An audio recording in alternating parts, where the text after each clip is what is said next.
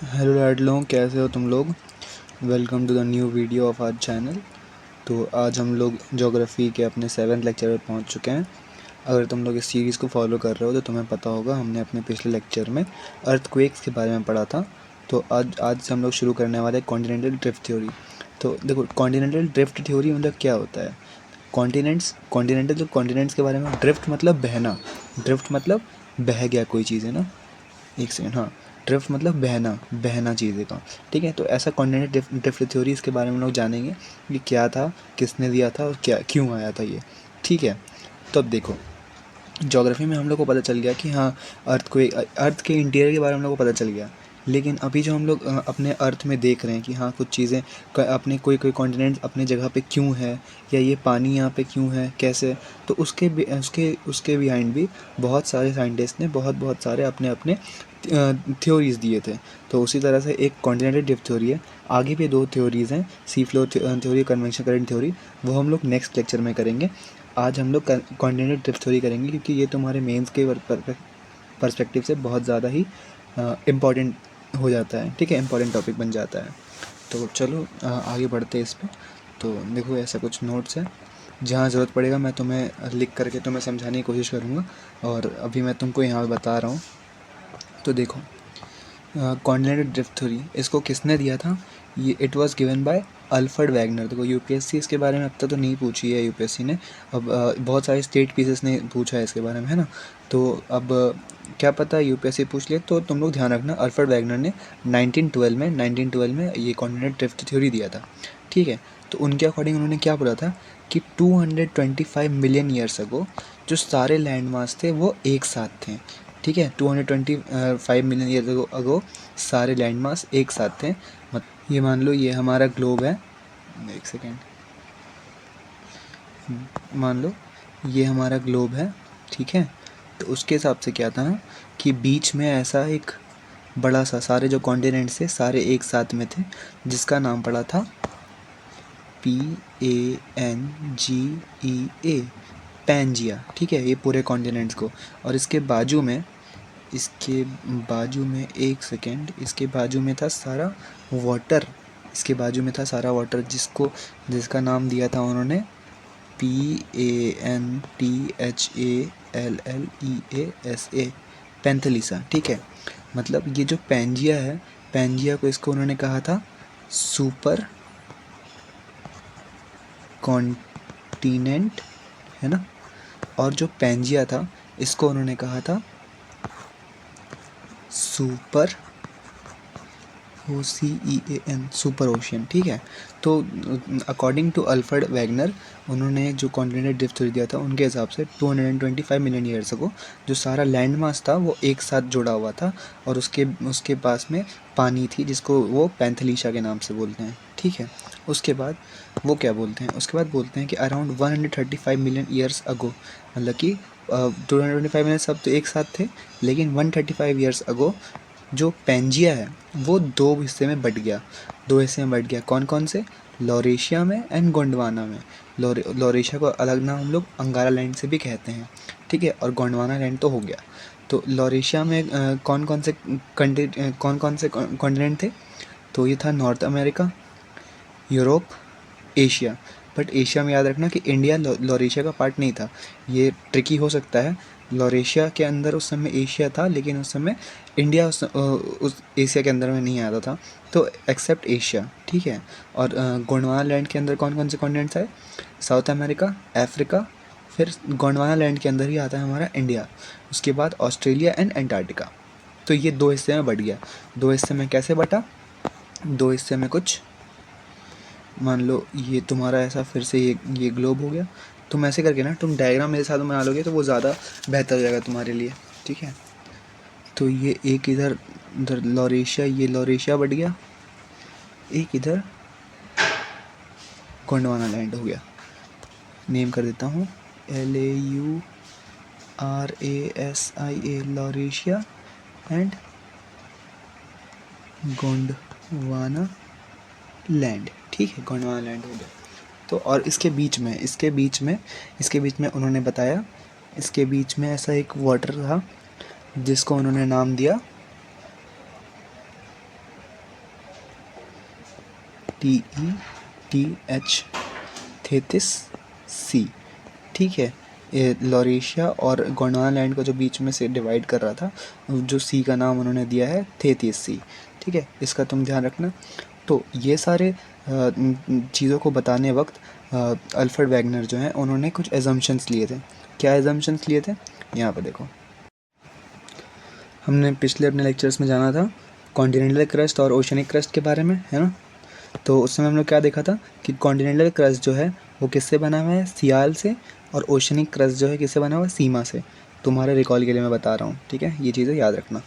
तो उन्होंने अजम्पशन लिया था कि जो सियाल है मतलब कॉन्टिनेंटल क्रस्ट जो है वो ओशनिक क्रस्ट माने सीमा के ऊपर विदाउट फ्रिक्शन फ्लोट कर रहा है। तो उन्होंने एक अजम्पशन लिया था कि जो हमारा कॉन्टिनेंटल क्रस्ट है वो ओशनिक क्रस्ट के ऊपर फ्लोट कर रहा है, लेकिन कोई फ्रिक्शन नहीं है इन दोनों के बीच में, नो फ्रिक्शन, नो फ्रिक्शन, ठीक है। तो ये उन्होंने एक एजम्पशन लिया था। तो यही सबसे बड़ा ड्रॉबैक बनेगा, तुम आगे देखोगे अभी, ठीक है। तो इन्होंने रीज़न क्या दिया था इस चीज़ के बिहाइंड, इन्होंने रीज़न क्या दिया था, इन्होंने रीज़न दिया था कि इसके पीछे दो फोर्स एक्ट कर रही है, दो फोर्स एक्ट कर रही है जिसके वजह से ये कॉन्टिनेंट दो पार्ट में बटे हैं। तो देखो इन्होंने रीज़न दिया था सबसे पहला पोल फीलिंग फोर्स, इन्होंने एक ये दिया था, और एक दिया था टाइडल फोर्स। पोल फीलिंग फोर्स किस वजह से होता है, because of rotation and gravity of earth, ठीक है। तो ये दो रीज़न दिया था कि इस दोनों फोर्स की वजह से कॉन्टिनेंट्स दो पार्ट में बट रही हैं, ठीक है। तो ये तो इन्होंने, तुम इतना कुछ देखोगे तो देख करके तुम्हें लग रहा होगा कि ये अपने मन से बातें हैं। तो इन्होंने अपने बातों को प्रूव करने के लिए कुछ एविडेंसेस भी दिए थे। तो कुछ एविडेंसेस भी दिए थे, तो एविडेंसेस मैं तुम्हें यहाँ पे बना के दिखाता हूँ, ठीक है। एविडेंसेस, एविडेंसेस, एविडेंसेस देखो। सबसे पहले उन्होंने बताया था जिग्सॉ फिट। तुमने बचपन में वो जो खिलौने आते थे पजल्स वाले, तुमने वो सॉल्व किए हैं क्या, मज़ा आता था उसको सॉल्व करने में ना। तो देखो वैसा ही वो अल्फ्रेड वैगनर बताते हैं कि जो हमारा कॉन्टिनेंट्स है अगर उनको हम एक साथ जोड़ें तो एक जिक्सॉ फिट के जैसा एक साथ में हो जाएगा। जैसे अगर हम एग्ज़ाम्पल लें जो ये कुछ हमारा ऐसा नॉर्थ अमेरिका है, ठीक है। यहाँ ऐसा कुछ देखो, मैं बहुत ही रफ बना रहा हूँ तो इसको तुम लोग एग्जैक्ट ऐसा नहीं बनाना, तुम लोग कोशिश करना कि ऐसा बन जाए कुछ तुम लोग से और अच्छे से बने, ठीक है। ये मैं इसको साथ में ही लेके बना रहा हूँ, ऐसा कुछ। ये तुम्हारा रशियन आ गया, यहाँ पे इंडिया, यहाँ पे एंटार्क्टिका, ये आ गया ऑस्ट्रेलिया। तो ये देखो है ना, north America, South America, Africa, Russia, ठीक है, एशिया, एंटार्क्टिका एंड ऑस्ट्रेलिया, इधर इंडिया, ठीक है। एशिया इधर हो गया, एशिया, ठीक है। तो ये देखो कि अगर हम लोग ऐसे साथ में देखेंगे तो क्या दिख रहा है हमें कि ये कंट्रीज़ को अगर एक साथ कर दो तो ये जिक्सॉ फिट जैसा एक साथ आ जाएंगे। तो इन्होंने यही एक एविडेंस दिया है कि इसके पीछे क्या हो सकता है कि पहले कंट्रीज़ एक साथ जुड़ी हुई थी, लेकिन जो उन्होंने फोर्सेस बताया कि पोल फिलिंग फोर्स और टाइडल फोर्स की वजह से कंट्रीज़ अलग अलग बटने लगी, है ना। तो ये एक सबसे पहला तो एविडेंस ये था। तो अगर तुम मेंस में ये लिख रहे हो तो तुम्हें ये डायग्राम बनाने की बहुत आवश्यकता है। अगर तुम ये बनाओगे तभी एग्जामिनर को लगेगा कि हाँ तुम्हें जिक्सॉ फिट के बारे में पता है कि एग्जैक्टली बोल क्या रहे हो तुम, ठीक है। उसके बाद दूसरा जो उनका एविडेंस था, उन्होंने दिया था रॉक्स के बारे में, कि अगर तुम रॉक्स को देखोगे, जैसे मान लो यहाँ तुम्हारा साउथ अफ्रीका है, सॉरी मैं इसको अच्छे से बनाता हूँ। ये मान लो तुम्हारा साउथ अमेरिका हो गया एंड यहाँ कहीं तुम्हारा अफ्रीका है। तो यहाँ के जो रॉक्स हैं, यहाँ पे जो तुम्हारे रॉक्स पाए जाएंगे, यहाँ पे जो रॉक्स के डिपॉजिट्स हैं, वही सेम प्रॉपर्टी वाले रॉक्स तुम्हें यहाँ भी देखने को मिलेंगे। तो उन्होंने बताया कि जो पहले क्या था कि पहले कॉन्टिनेंट्स एक साथ थे, लेकिन जैसे वो अपार्ट हुए तो क्या रॉक्स थोड़ी साथ में चले जाएंगे। तो कुछ पोर्शन के जो रॉक्स यहाँ पे फाइंड होते हैं तो वही सिमिलर रॉक्स हमें अफ्रीकन कॉन्टिनेंट में भी फाइंड होते हैं। तो ये भी एक एविडेंस दिया उन्होंने कि हाँ ये भी एक एविडेंस है जिसकी वजह से पता चलता है कि पहले कॉन्टिनेंट जो है एक साथ जुड़े हुए थे, ठीक है। जैसे तुम यहाँ पढ़ सकते हो, मैं तुम्हें पेज में लेकर के आऊँ तो देखो यहाँ पे similar types of rocks of same age, है ना, सेम एज मिले थे अक्रॉस कॉन्टिनेंट, जैसे कि साउथ अमेरिका और अफ्रीका में। तो मैंने अभी तुमको नीचे बताया same north America and Europe में भी, ठीक है। एग्जांपल है अर्फडेसन माउंटेन एंड कैलेडोरियन माउंटेन। ये तुम अपने एटलस में देखोगे जाकर के तुम्हें देखने को मिल जाएगा कि ये दोनों बिल्कुल अपार्ट हैं। कोई इनका तुम्हें अगर ऐसे देखोगे तो तुम्हें लगेगा नहीं कोई कॉन्टेक्ट होगा, लेकिन यहाँ के जो रॉक डिपॉजिट्स हैं इनकी एज ऑलमोस्ट सेम है। तो क्या पता, मतलब कि ये इनसे एक एविडेंस होता है कि पहले कॉन्टिनेंट्स एक साथ जुड़े हुए थे। फिर आता है टिलाइट डिपॉजिट। तो टिलाइट डिपॉजिट मतलब कि जो ग्लेशियर के सेडिमेंट्स थे पहले, वो भी क्या थे कि मतलब कि डिस्ट्रीब्यूट हुए पड़े हैं। देखो मैं तुमको और सही से बता रहा हूँ कैसे। देखो जब हमारा पहले से तुम पढ़े होगे, तुम्हें पता होगा कि हमारा जो अर्थ था पहले वो आइस से ढका हुआ था, है ना। तो जब आइस पिघलती है तो वो क्या है कि रॉक्स में अपना कुछ सेडिमेंट छोड़ के जाती है। तो टिलाइट क्या है, टिलाइट बेसिकली है सेडिमेंट्स ऑफ ग्लेशियर्स। तो जब अर्थ पिघला, ठीक है, जब आइस पिघला, सॉरी अर्थ नहीं, जब हमारा आइस पिघला तो हमें देखने को मिला कि जो यहाँ continent North America, South America, Africa, Asia, Australia, ये सारे जगह पे similar age and similar type के सेडिमेंट्स हम लोग को देखने को मिले कि पहले सारे कॉन्टिनेंट जो हैं एक साथ जुड़े हुए थे। तो ये भी एक एविडेंस मिलता है इस सेडिमेंट डिपॉजिट से, ठीक है। दूसरा देखो, चौथा sorry, distribution of plants and animal. तो देखो एक एनिमल है मीजोसॉरस, ठीक है, ये ना ही फ्लाई कर सकता है ना ही स्विम कर सकता है, लेकिन वो यहाँ तुम्हारे सदर्न अमेरिका एंड अफ्रीका दोनों एरिया में पाया गया है। तो मान लो अगर कोई इंसान इसको लेके नहीं गया है तो ये ना ही स्विम कर सकता है ना ही फ्लाई कर सकता है। तो ये नॉर्थ अमेरिका, साउथ अमेरिका से अफ्रीका कैसे पहुंचा, या अफ्रीका से साउथ अमेरिका कैसे पहुंचा। तो ये एक ऐसा एग्जांपल देता है कि पहले दोनों कॉन्टिनेंट साथ में जुड़ी होंगी, लेकिन जैसे जैसे ये दूर जाते गए, ये अपार्ट हुए, ये कॉन्टिनेंट अपार्ट हुए, तो ये जो एनिमल्स थे यहाँ रहते हुए, वो सारे एनिमल्स भी डिवाइड हो गए, वो सारे एनिमल्स बढ़ गए और दो अलग अलग इनका जनरेशन बन गया। तो ये भी एक एग्जांपल है। एक और एग्जांपल तुम ले लो इसमें, लिस्टोसॉरस। ये भी एनिमल है जो फ्लाई नहीं कर सकता, स्विम नहीं कर सकता, लेकिन वो भी अक्रॉस ग्लोब फाउंड होता है, अक्रॉस ग्लोब हमें देखने को मिलता है, ठीक है। एक प्लांट भी, एक ट्री भी है, ग्लॉसोप्लेटिस, ये वाला ट्री। ये सारे एग्जाम्पल्स तुम वहाँ पे अपने आंसर में लिखोगे तो वो आंसर तुम्हारा और ज़्यादा अच्छे से निखर के आएगा, है ना। फिर देखो प्लेसर डिपॉजिट्स, पांचवा पॉइंट। प्लेसर डिपॉजिट क्या है कि ये भी सेम जो स्टोन्स के बारे में बात किया हमने, रॉक्स के बारे में, ये भी सेम है। देखो जैसे साउथ अमेरिका है एंड यहाँ पे अफ्रीका है। तो अफ्रीका में तुम्हें पता है गोल्ड पोस्ट है घाना के पास में, घाना कोस्ट में गोल्ड डिपॉजिट हमने को देखने को मिलता है। लेकिन साउथ अमेरिका में जो अमेज़न रिवर है वहाँ भी हमें गोल्ड बेरिंग वेन्स मिलती हैं, मतलब कि वहाँ रिवर्स में गोल्ड बहती हुई मिलती है, मतलब उस वेन्स के अंदर रिवर बहती हैं, गोल्ड बहती हैं। तो ये बताओ ये कैसे पॉसिबल है। तो उनके अकॉर्डिंग था कि ये दोनों भी साथ में जुड़ी हुई थी। ये एनफ एविडेंस दे रहे हैं कि हाँ कॉन्टिनेंट साथ में जुड़ी हुई थी, जिसके जो अपार्ट हुए, लेकिन कुछ कुछ अपनी प्रॉपर्टीज़ छोड़ के गई हैं दोनों तरफ में। तो हमें घाना वेस्टर्न अफ्रीका में हम लोग को घाना है जहाँ पे गोल्ड देखने को मिलता है, वहीं साउथ अमेरिका में वहाँ पे हम लोग को अमेज़न रिवर है जहाँ गोल्ड बेरिंग वेन्स भी हम लोग को देखने मिलती है। तो ये भी एक एग्जाम्पल है और एविडेंस है, सॉरी। और फिर सिक्स्थ, ये सबसे इंटरेस्टिंग एविडेंस कह सकते हैं। तो देखो इसको मैं तुमको अगर मैप पे बताऊं तो जैसे ये हो गया तुम्हारा, मैं ऐसे रफ बनाता हूँ, ये कुछ हो गया तुम्हारा लेमिंग्स करके एनिमल है, ठीक है। बेसिकली वो क्या है, छोटे छोटे चूहे हैं। तो ये इनके क्या रहते हैं, चूहे बिल में रहते हैं, अपने अंदर ज़मीन के अंदर घुस के रहते हैं। तो जब भी ऐसा मतलब कि खाना पीना जो है ज़मीन के अंदर रहता है, जब भी ऐसा सूखा पड़ता है तो वो लोग अपने बिल से बाहर निकलते हैं, तो वहाँ पे देखा गया कि ये लोग जब सूखा पड़ के बिल से जब बाहर निकले तो वो लोग अपने अपने वेस्ट की ओर भागे, वेस्ट की ओर। तो ये दिखा था। और लेकिन यहाँ पे क्या है, यहाँ पे अटलांटिक ओशन था, तो वो जाके सारे यहाँ पे उनकी एनिमल्स यहाँ पे गिर गए, तो वहाँ पे मर गए सारे। तो इसे क्या दिखाता है कि जब ये पहले से चलता आ रहा होगा कि लेमिंग्स यहीं पे रहते होंगे, ठीक है, लेमिंग्स यहाँ पे रहते होंगे। जब उन्हें सूखा पड़ता होगा तो वो अपने बिल से बाहर निकल के वेस्ट की ओर भागते होंगे खाना लाने के लिए, वेस्ट की ओर भागते होंगे खाना लाने।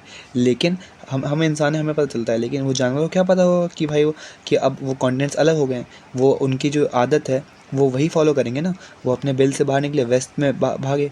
लेकिन अब कॉन्टिनेंट्स अलग हो गई हैं, बीच में ओशन आ गया है, तो वहाँ पे गिर गए और गिर के मर गए। तो ये भी एक सुसाइड एक एविडेंस कैसे काम करता है, जो बोलता है mass suiciding phenomena of lemmings in Europe. Europe में बहुत सारे लेमिंग्स जो हैं अपने बिल से निकल के सीधा अटलांटिक ओशन के अंदर गिर गए, है ना, खाने की खोज में। तो ये भी बताता है कि हाँ पहले कॉन्टिनेंट्स एक साथ जुड़े होंगे। तो ये कुछ एविडेंसेस हैं, ठीक है। अब हर एविडेंसेस, हर किसी थ्योरी का कुछ तो ड्रॉबैक्स होता है। तो ये भी ड्रॉबैक्स है, ये मतलब कि सबसे पहली थ्योरी थी, लेकिन ये इसके कुछ कुछ पार्ट को हम लोग अभी भी एक्सेप्ट किए हैं, लेकिन सारा ये बिल्कुल एक्सेप्टेबल नहीं है, क्योंकि इसमें भी बहुत सारे ड्रॉबैक्स हैं। तो ड्रॉबैक्स में सबसे पहला ड्रॉबैक तो यही आता है कि जो उन्होंने बताया दो फोर्सेस के बारे में। दो फोर्सेस कौन सा? Pole fleeing force and tidal force. इन दो फोर्सेस के बारे में उन्होंने बताया। तो ये दो ऐसे फोर्सेस हैं जो बहुत ही ज़्यादा वीक हैं, मतलब उनके अंदर इतना पावर है ही नहीं कि उतने वाइड स्केल पे वो कॉन्टिनेंट्स को अलग कर पाएँ। जैसे उन्होंने बताया ना कि दो फोर्सेस की वजह से कॉन्टिनेंट्स अलग हुए हैं, ठीक है। तो वही बता रहे हैं कि pole fleeing force and tidal force, इन दो फोर्सेस के पास उतना पावर है ही नहीं कि उतने वाइड स्केल पर वो कॉन्टिनेंट्स को अलग कर दें। अगर कॉन्टिनेंट्स साथ में जुड़े हैं तो उतने उसके अंदर, उस फोर्स के अंदर इतना पावर है ही नहीं कि वो उनको अलग कर दे। तो ये एक क्या बोलते हैं, पॉसिबल ही नहीं है इस चीज़ को लेकर के। सेकंड देखो, सेकंड जो था, जैसे यहाँ पे अगर हम लोग देखें, नॉर्थ अमेरिका है ये, ठीक है, और साउथ अमेरिका, ठीक है। तो यहाँ पे एंडीज़ माउंटेन है, सॉरी यहाँ पे रॉकीज़ हैं नॉर्थ अमेरिका में, साउथ अमेरिका में एंडीज़, ठीक है। तो यहाँ पे अगर हम लोग देखें तो क्या था कि ये इनसे पूछा गया कि ये इसके फॉर्मेशन के जो माउंटेन्स है, इसके फॉर्मेशन के बारे में भी इन्होंने अपने थ्योरी में बताया है। तो इनसे जब सवाल किया गया कि नॉर्थ अमेरिका और साउथ अमेरिका में जो माउंटेन्स है वो कैसे आए, तो इन्होंने उस सवाल का जवाब दिया कि जो इधर ओशियन में कुछ सेडिमेंट्स थे जिनसे टकराने के बाद फ्रिक्शन हुआ, और फ्रिक्शन की वजह से ये माउंटेन्स बन गए, ठीक है। तो इन्होंने तो उस वहाँ माउंटेन के समय में तो ये बता दिया कि हाँ फ्रिक्शन के कारण माउंटेन्स बन गए, लेकिन उसी से उनका एक और ये रीज़न वाला बात आता है, एजम्पशन जो इन्होंने लिया था कि इन्होंने बताया था सियाल जो है वो सीमा के ऊपर फ्लोट करता है विदाउट फ्रिक्शन। तो ये क्या है, इनका वर्ड ही कॉन्ट्राडिक्टरी वर्ड हो गया। एक तरफ तो वो बोल रहे हैं कि फ्रिक्शन नहीं है, मतलब बिना फ्रिक्शन का ही जो हमारा कॉन्टिनेंटल क्रस्ट है वो ओशनिक क्रस्ट के ऊपर फ्लोट कर रहा है, ठीक है। और वहीं दूसरी तरफ ये बोल रहे हैं कि जो माउंटेन्स फॉर्म हुए हैं नॉर्थ अमेरिका साउथ अमेरिका में, वो क्यों फॉर्म हुए? फ्रिक्शन की वजह से। तो ये इनका एक कॉन्ट्राडिक्टरी वर्ड हो गया, कॉन्ट्राडिक्टरी स्टेटमेंट हो गया, जिसके वजह से ये एक बड़ा ड्रॉबैक बन के निकल रहा है, ठीक है। और थर्ड ड्रॉबैक ये था कि यहाँ इन्होंने कहीं पर भी ओशनिक क्रस्ट का मेंशन किया, ओशनिक करंट का मेंशन किया ही नहीं था, ठीक है। तो ये भी एक बड़ा ड्रॉबैक हो गया इनका। तो ये कुछ कॉर्डिनेट ड्रिफ्ट थ्योरी था। इसमें हमने क्या देखा, इसमें हमने इंट्रोडक्शन देखा। अगर क्वेश्चन आए तो तुम कैसे लिख सकते हो, हमने इंट्रोडक्शन देखा कि किसने प्रपोज किया था, क्या रीज़न था और क्या बताया है, क्या एजम्पशन थे, क्या रीज़न था वैसा होने का, कॉर्डिनेट्स अलग अलग होने का, ठीक है। और एविडेंसेस क्या क्या दिए इन्होंने, और ड्रॉबैक्स क्या थे। तो ये तुम्हारा एज अ होल पूरा कॉन्टिनेंटल ड्रिफ्ट थ्योरी हो गया। अब हम लोग नेक्स्ट लेक्चर में करेंगे क्या, कन्वेक्शनल करंट और सी फ्लोर थ्योरी, ठीक है। जो और भी थ्योरीज़ हैं जो प्रूव करते हैं अर्थ में जो भी चल रहे हैं, ठीक है। तो वो सब हम लोग नेक्स्ट लेक्चर में देखेंगे। तब तक के लिए ख्याल रखो, पढ़ते रहो, रिवाइज़ करते रहो। मिलते हैं नेक्स्ट लेक्चर में। Bye bye.